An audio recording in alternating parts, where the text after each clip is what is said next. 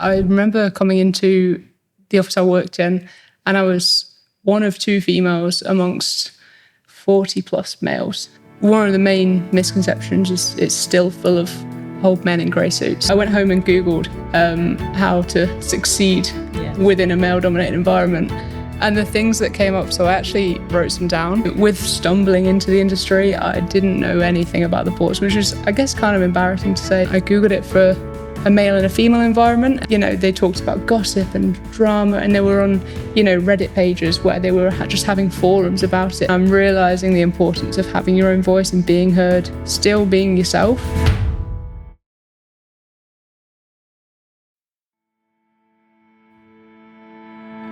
So welcome everybody to Women in Ports vodcast, and I'm really pleased that we've got my first guest, Kaitlyn Croxall from PD Ports. I had the pleasure of meeting Kaitlyn back in June 2024 to talk about some of her journey and what she feels needs to change in the industry and some of the things that we can celebrate in the industry. So without further ado, it'd be really lovely if you could introduce yourself and your journey to the audience and how you got here. And was it by chance or did you just stumble in it?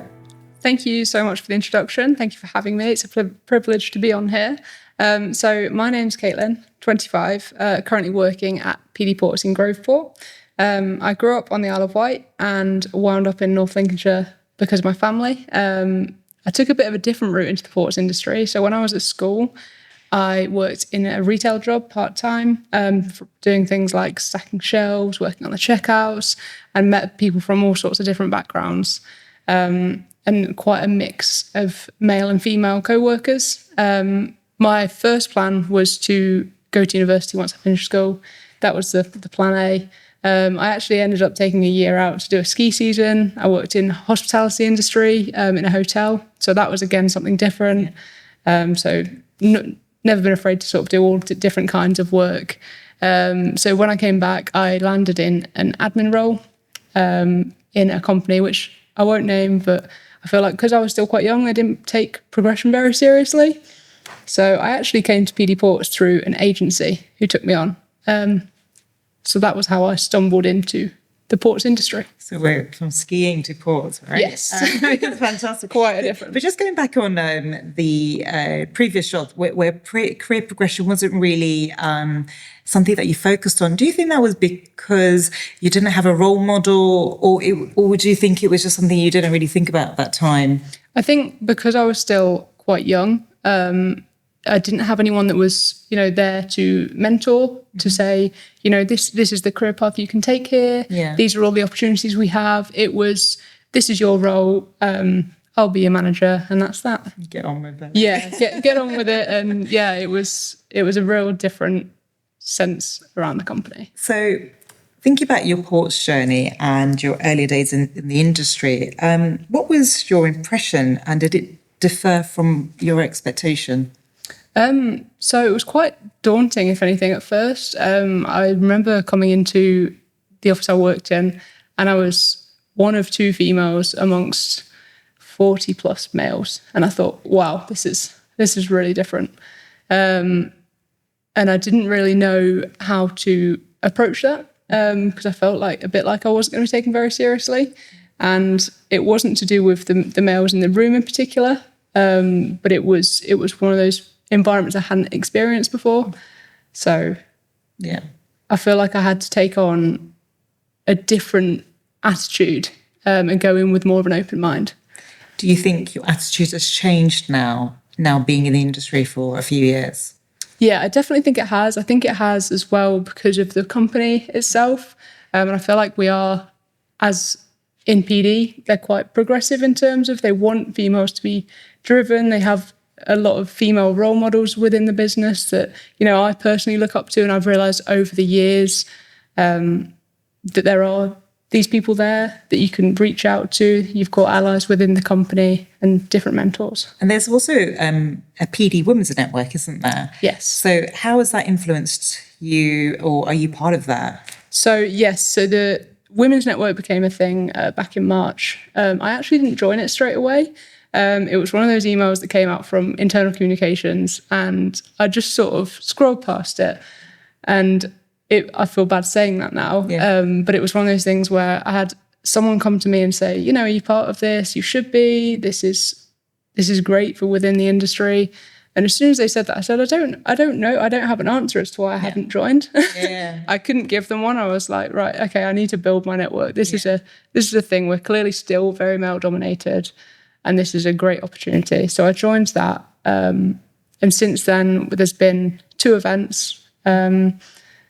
And it's been brilliant to network and actually gain allies across the company, male and female as well, which is nice to see. So just thinking about the port sector as a whole being traditionally male dominated, did this have any effect on your initial experience just coming into the industry? I know you spoke about earlier about it was a little bit daunting, but do you have any particular experience that you think, oh, actually, that was good or bad?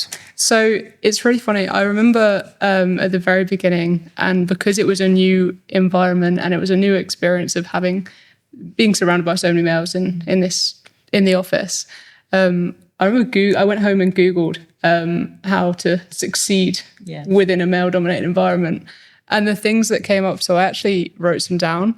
The one that stood out to me was: work on your argumentation skills, prep for discussions with solid facts and figures, and exercise your confidence in presenting it. Wow. And that, like, why should we feel the need to change the way we approach a situation? Yeah. So that one really stood out to me. And the other thing was, it said you may feel yourself under pressure to perform. Yeah. Because you feel like your individual representation is how all women would perform in your particular role.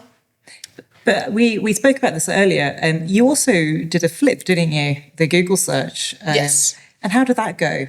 So it was honestly the polar opposite. Yeah. So the real strange thing was, I thought I'm really intrigued because looking at those results was astounding. There were so many different results that came up, you know, for all of these different ways to approach your argumentation skills and changing who you are as a person. Yeah. And I Googled it for a male and a female environment, and it was all to do with, you know, they talked about gossip and drama, and they were on, you know, Reddit pages where they were just having forums about it and saying, you know, oh, I go into these roles as a stopgap job.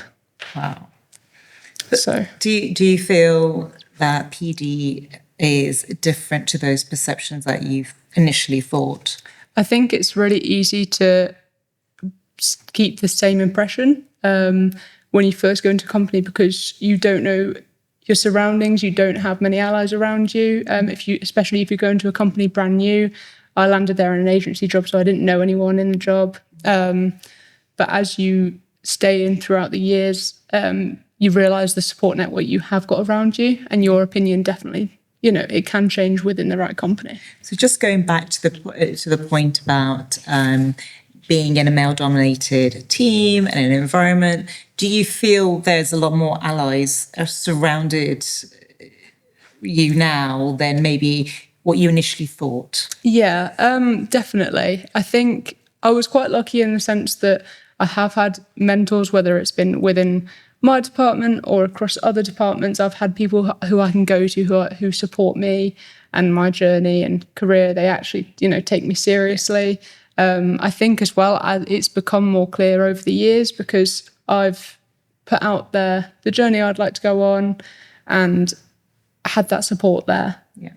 So just looking at some of your experiences, the biases and preconceived notions about the stereotypes, how have you personally navigated them?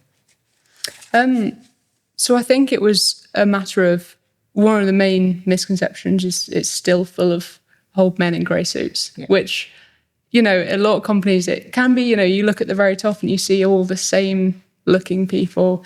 And I think within this company, I've really gone out there and I've really worked on networking. I feel like I've been on a bit of a personal journey because, I mean, 3 years ago, if you'd have sat me down and said, oh, do you want to come on a vodcast? I would have absolutely run a mile. Yeah. So I feel like I've been on a bit of a personal journey as well, just in terms of trying to come out my shell. But within that, I've networked, met people from all different backgrounds across different departments that work across different depots, and you realise what you've got around you. And I would say it now is a misconception because it's not the same in every company. I think PD really strive towards networking and showing that it isn't the same. Yeah. It's interesting to say that, because when I came up in June and interviewed your leadership as well as you and various colleagues, there was this strong emphasis on changing culture and making it as inclusive as possible. And, it always comes from the top, right? So it's really, really good. But just looking at the challenges for young women in the industry compared to other young professionals, do you think there are any specific challenges that young women face in this industry in comparison to, let's say, other industries?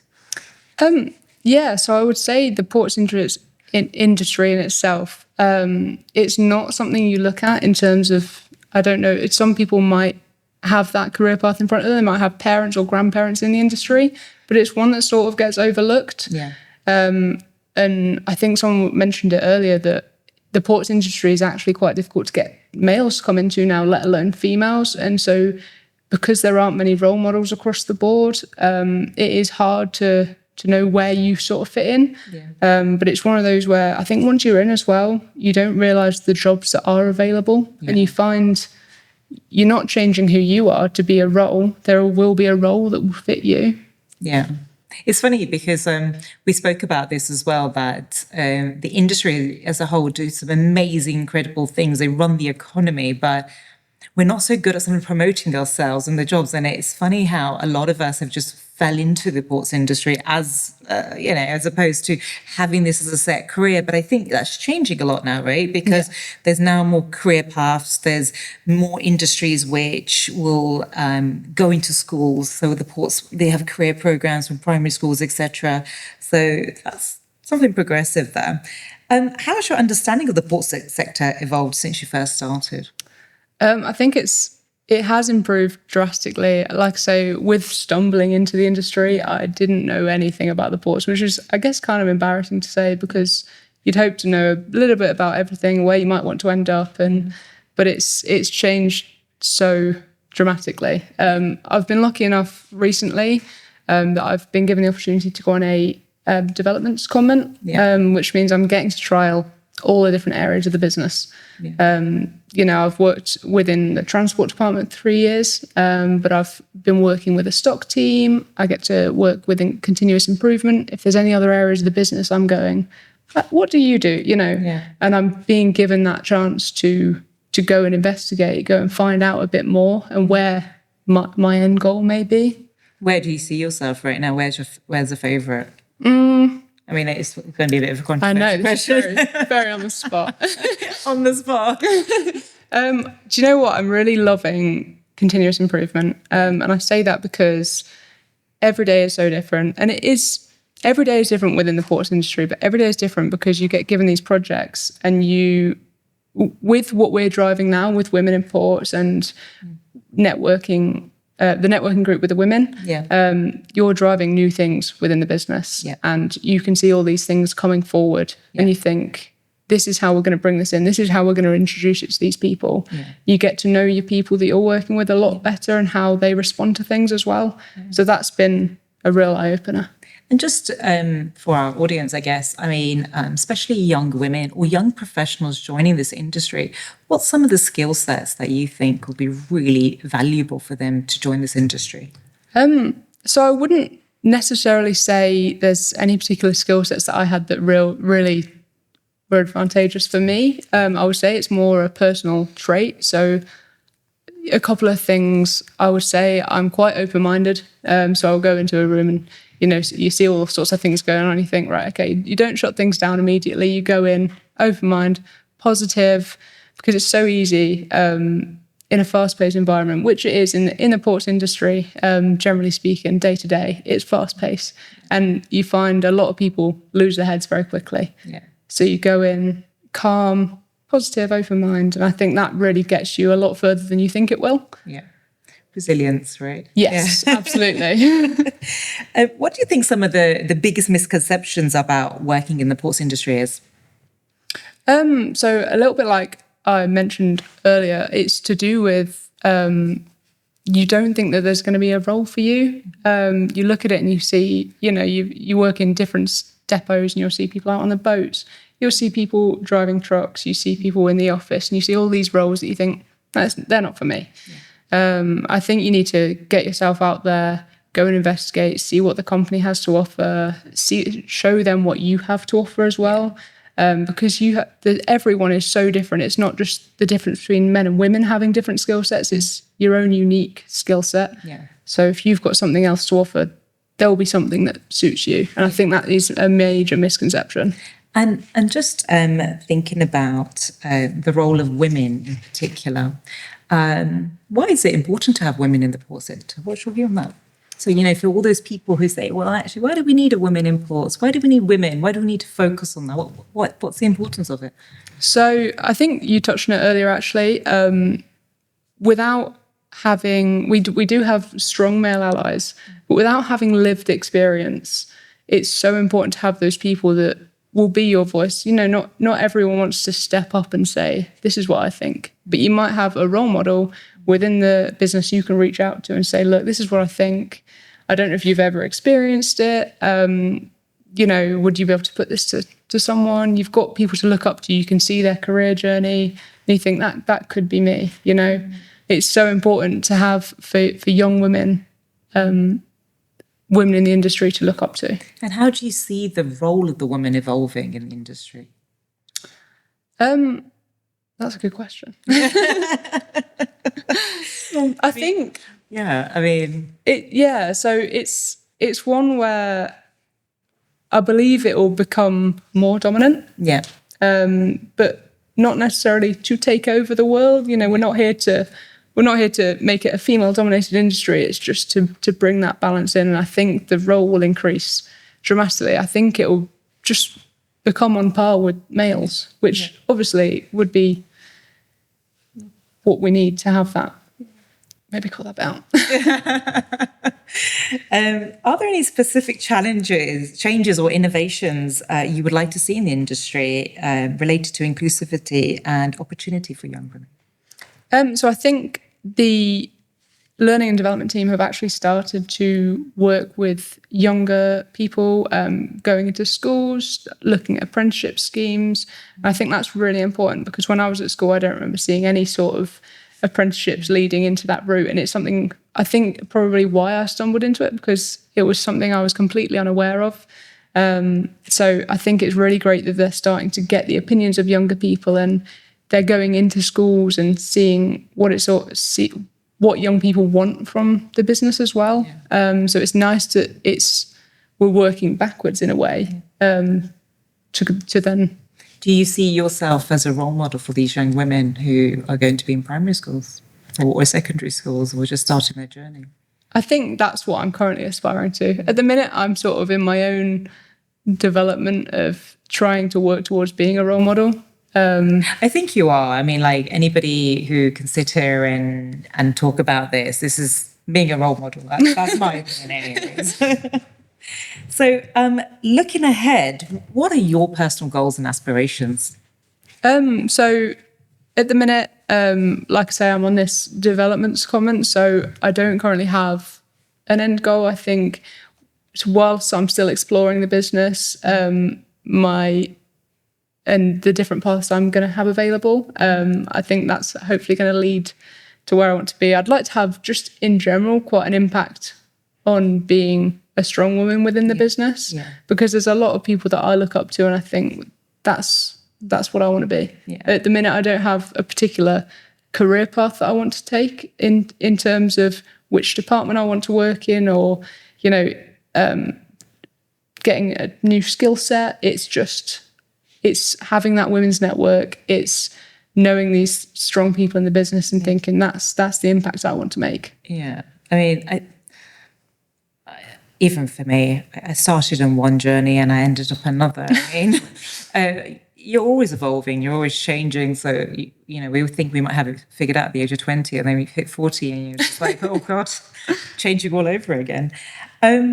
And I would say to you, just looking back at your journey, is there anything you would do differently or a lesson you wish you had known earlier?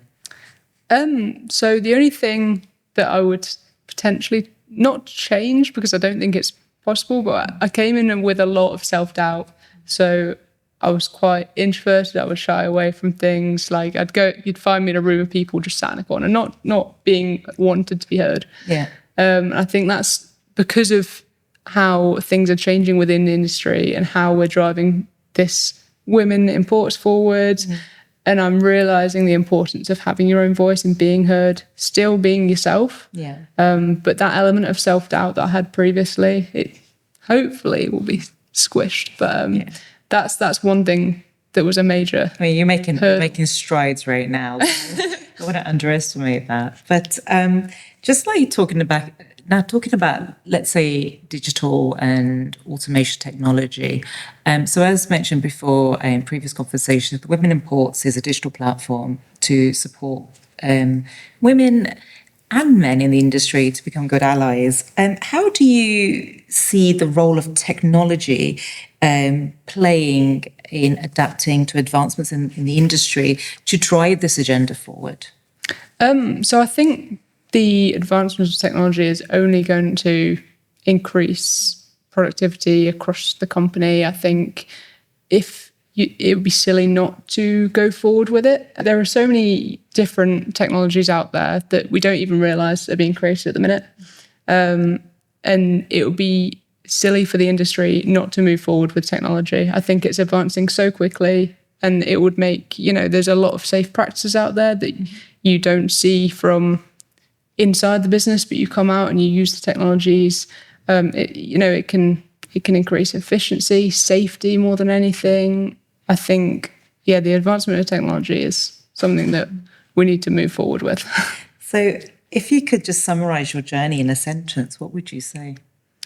I would say it's been a really eye-opening experience. It's been really fun. Yeah. I think that's the main thing. Because it was an unexpected journey. I've enjoyed all of the different aspects to it. I think it's clear there's still a lot of work to be done. Yeah. For women in particular. But it's important that you stay yourself, don't sacrifice anything. So what motivates you every day to be this passionate? I would say that having a goal and staying passionate every day is really important. I'm lucky at work, like I say, every day for me is different at work. So that keeps the passion alive within the workplace. But I also think it's really important to have something that keeps you going at home. So outside of work, my partner's really hardworking. He's got a real strong work ethic. So that's inspiring for me personally, but also he's number one supporter. So anything that comes up, any opportunity, he's go for it. And that's great because you actually have a male ally at home. Exactly. Right? Yeah. So it's a whole allyship. It's the support networks inside and outside of work. Yeah. So it's important to have that to back yourself. If there's ever any moments of self-doubt, I'll come home from work and be like, this has happened or this is coming up, and he'll say, do it. Yeah. And finally, this is the question I ask all my guests. In 3 words, describe what women in ports should be. So number 1, I would probably say inclusive. So like we've been saying, it's so important to have females, obviously, with women in ports going forward, but male allies, because without them, we can't drive the whole movement forward. Yeah. So I would say inclusive would be first. Empowering, because it's so important, like you say, for young women coming into the industry in particular, need to feel that sense of importance as well. We've touched on, obviously, imposter syndrome, where you think, it's not meant for you, you shouldn't be in the role, and you need to feel empowered by being unique in the industry. And finally, resilient, because I think any movements like this that get pushed forward, you're always going to get people that say, oh, it's ridiculous, let's start a Men in Ports. Yeah. There's always going to be a pushback. There's always going to be people that don't believe in it. But staying resilient in the business, in the industry, is really important. Thank you so much, Kaitlyn, for being an amazing guest today. I hope the audience have understood your message, but just a bit of a recap. It's really, really great, Kaitlyn talking about at the end, being inclusive, empowering and resilient in order to drive the agenda forward. And as a young woman, I would just wish you all the luck in the world. And no doubt we'll see Kaitlyn again soon. And being another role model for younger women and for older women for that matter. But thank you, guys.